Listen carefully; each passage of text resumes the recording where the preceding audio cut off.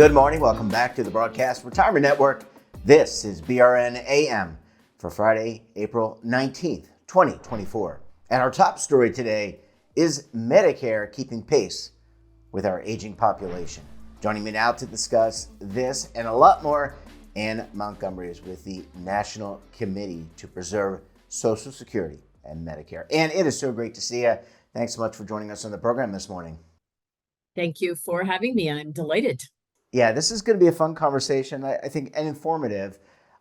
Let's take a step back, though, and let's talk about our demographics, because America, and we've covered it on the network, and I presume elsewhere in other media outlets has covered this as well. America is aging, and there are going to be a lot more of us who are 50 and older, and that could potentially put a strain on some of our infrastructure here in the United States. Absolutely. This really is, I'm a late boomer, so I just recently turned 65. And with the numbers, everything is really going to shift. I think it's by 2030 that we have 21%, a fifth of the population, a little bit over that will be 65 and older. And it will tip toward having more people over 65 than children. So the question for society is, how do we make those later years that we now have into much more productive and valuable years, both for the individual and for society? So we have a lot to do. We do, and one of the, I guess, bellwether programs, one of the programs that we're going to talk about this morning is Medicare, and Medicare is a very popular program, especially for those age 65 and older. I guess my first question is Medicare, as it's set up today, is it able to handle this influx of our aging population? So all the people that we're talking about going to reach age 65 and above in several years, can Medicare sustain this aging population? That's a big question, and thank you for that. And it's something that we talk about all the time. And as you know, I do some work for the National Committee to Preserve Social Security and Medicare. I also do some work for an organization called the Center for Innovation, which is a steward of the Greenhouse Project, which builds small cottage-style nursing homes and kind of flips around the way that nursing homes are usually managed and run. So there are so many things really that we need to do. We need to update Medicare. It really does. It would benefit from reform so that it becomes less kind of acute and medical oriented and better at supporting the needs of people who are older, who need not just medical care, but a whole range of supportive services, which Medicare in its original form, as designed way back in 1965, does not cover as statutory benefits. And there are many ways of expanding the program to do that and to save money, really. People end up in the ER, the emergency room, in the hospital, sometimes in skilled nursing stays that they may not need quite a bit because they don't have enough support to help them stay at home or wherever they choose to live with a little bit of daily help. Yeah, and you bring up a really interesting point. Traditionally, Medicare has been for medical expenses, but as people age, and I should also say they're aging, but they're also living longer. That's a good thing. I think anybody on the tail end, on the back nine like myself, aging and living longer is a good thing. But there's a lot of services. I'm thinking about long-term care. You mentioned some of them.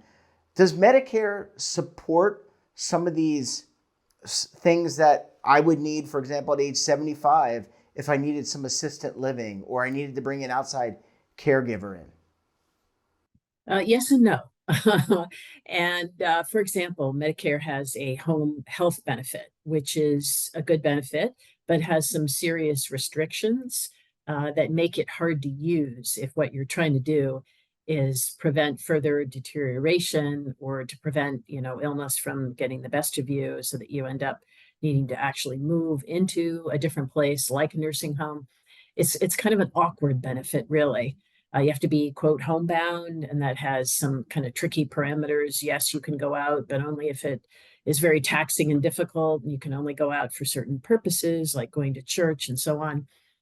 You can get some home health aid, actual activities of daily living, the usual sort of supports, eating, bathing, toileting, those kinds of supports, up to 20 hours in an episode. But that's not really widely understood by a lot of home health agencies or even the Centers for Medicare and Medicaid Services. If you call 1-800-Medicare, they may not give you the best information about the extent of your home health benefits.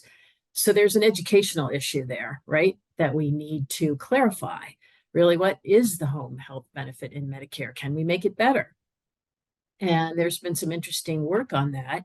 I want to give a shout out to the Center for Medicare Advocacy on that because they've been working at this for a number of years and even ended up filing a lawsuit called the JIMO lawsuit, which took on HHS and said, it's not just people who are improving who ought to get home health services, but people who are just trying to maintain, their function and who may in fact have a chronic progressive condition like multiple sclerosis.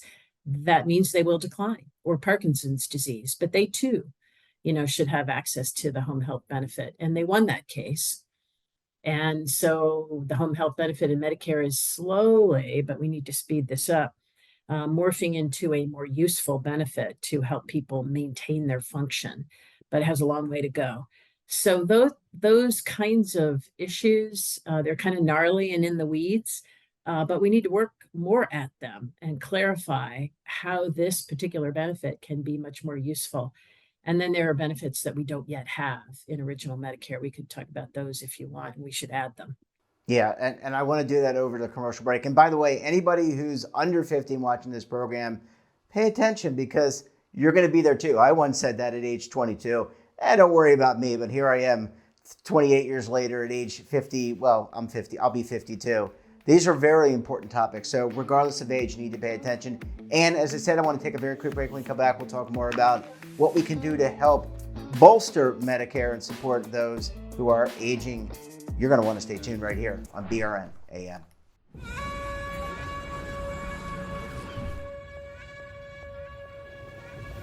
Imagine a new television network that will make you richer, healthier, and in control of your financial future.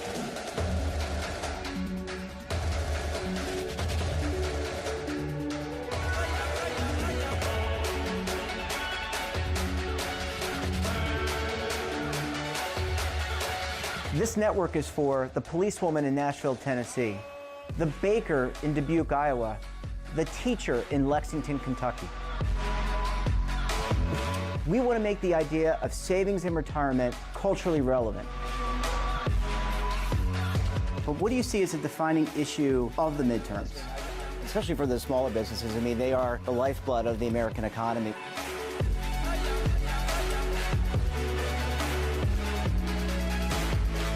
Featuring exclusive interviews, current affairs, and docuseries. 33 years old, you retired early. The philosophy is money only matters if it helps you live a life that you love. But you got to start thinking about retirement as soon as you get in. The Broadcast Retirement Network will drive very high engagement with premium partnerships. So this isn't retirement and savings for your parents or grandparents. This is for all Americans. And we're going to change the way you think about money.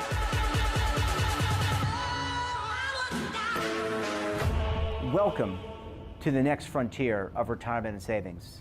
This is BRN, the Broadcast Retirement Network.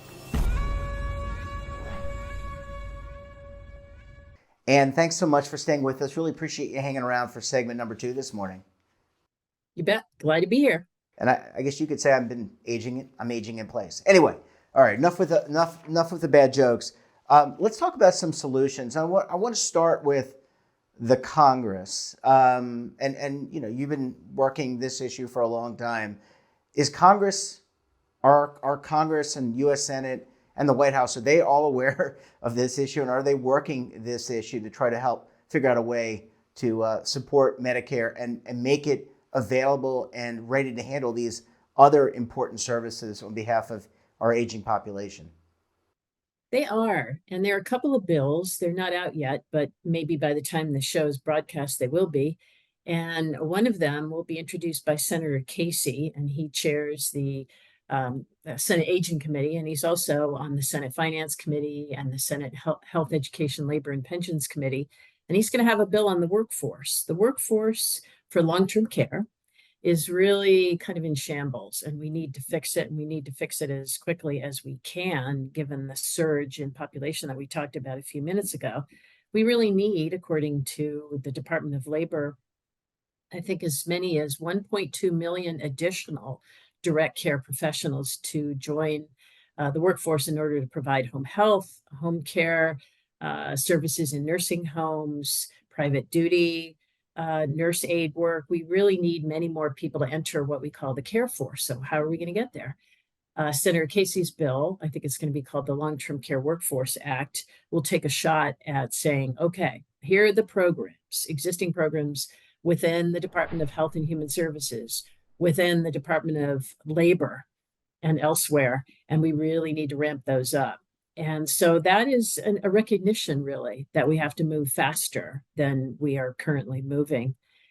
We also need to do a lot more to improve the kind of services that we're offering through nursing homes. Nursing homes are, of course, a mandatory benefit in the Medicaid program, which serves lower income people.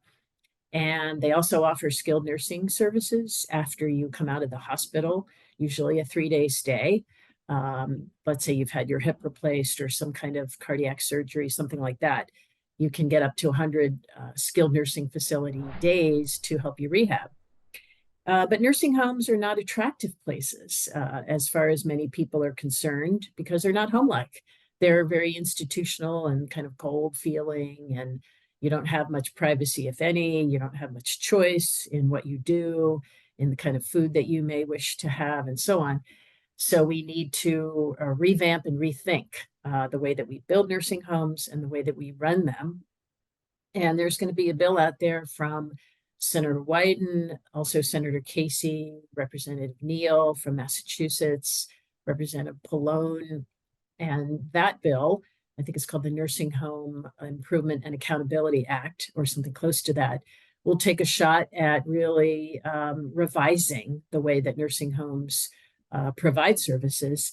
And the most exciting part of that bill is that there's a demonstration that would really transform nursing homes into places that have private rooms, private bathrooms, that would improve the workforce and so on, and collect data so that we can really learn how to scale this much better type of arrangement that people really want.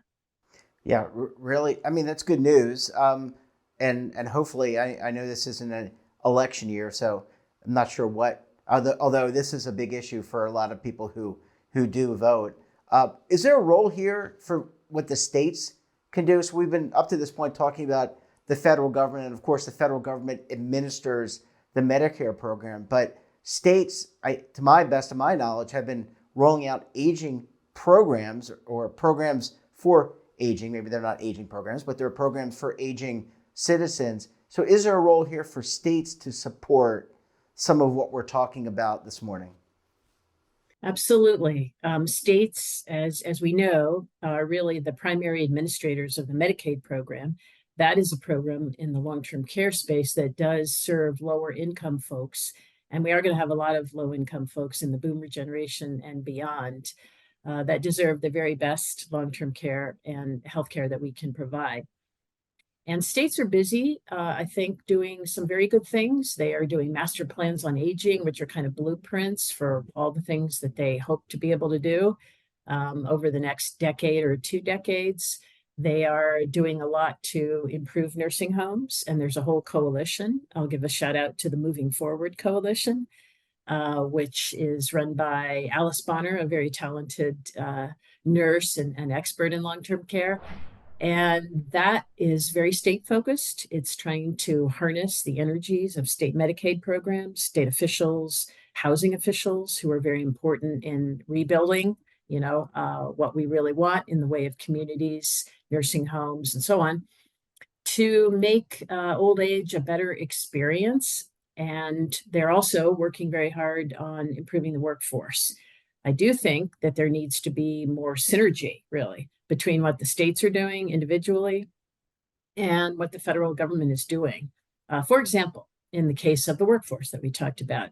How do you really scale the number of people we need to be direct care professionals? One way to do it, of course, is to go through the states and try to get them to provide more money, for their Medicaid rates, going out to home and community-based services and to nursing homes. Another would be to focus on training, right? If you want to recruit 1.2 million people into the care force for home care and nursing homes and many other kinds of settings, then arguably you should provide some terrific training, make it free, put it on the website, of the Department of Health and Human Services, the Department of Labor, and others, and say, come take this as you wish, listen to it on your smartphone. After that, you can take a certification exam at the state level and get employed by employers, learn more on the job. But here's a really robust and terrific free, set of educational courses that you can take. We haven't done that yet, and we could. So that kind of speaks, I think, to the need for the feds and the states to work more cooperatively, really together from a more strategic perspective. Yeah, again, really got to work together. I mean, the federal government can only do so much, the states can only do so much, and there's a lot of sharing that goes on between the states. So probably a lot of best practices. Last question, Ann. What about citizens? What can we do, even if we're not age 65? Maybe we're in our 50s, maybe we're in our 30s or our 20s. What can the average person who's watching the program today do other than vote, support their congressperson or their local state representative? What can they do to help? Should they think about becoming a caregiver? Should they think about doing some of the education that you were just talking about? Yes, to all of the above. I know it seems funny to always urge people to get involved in politics, but I think it's really the best way to help yourself, to help your family, to help your friends, become a volunteer, at a local nursing home. Learn how to be, if you want to, a volunteer ombudsman. Those are the folks who go into nursing homes and represent, residents. If they have difficulties, they help troubleshoot and problem solve. Get involved in your community. Urge that affordable, accessible housing that's useful over the lifespan be built, so that we stop building things that you can't really, use when you're 85 years old because of too many steps and so on. There are universal design formats that we could easily do much more to scale and to build. And a lot of this work can be done at the local level. And however you want to do it, show up at your city council meeting, your planning, zoning planning meetings. Do it because it's worth it. We'll build a better society if we all participate. Yep, and guess what? We're all going to be there because we're all aging. And great to talk to you. Thanks so much for joining us, and we look forward to having you back on the program again very soon. Thank you, Jeffrey. And that wraps up this episode of BRN AM. Have a topic of interest, someone you think we should talk to, then hey, drop us a line. And don't forget, for all the latest curated news in lifestyle, wellness, finance, tech, so much more, and all in one place. That's right, one place. Check out today's edition of our daily newsletter, The Morning Pulse. Want to search our archives, check out our latest content? Well, then visit our website. Hey, we're back again tomorrow with another edition of BRN Weekly. Jane King will be here live from the NASDAQ, and we'll be taking a look back at some of our best segments for the week. Until then, I'm Jeff Snyder. Stay safe, keep on saving, and don't forget, roll with the changes.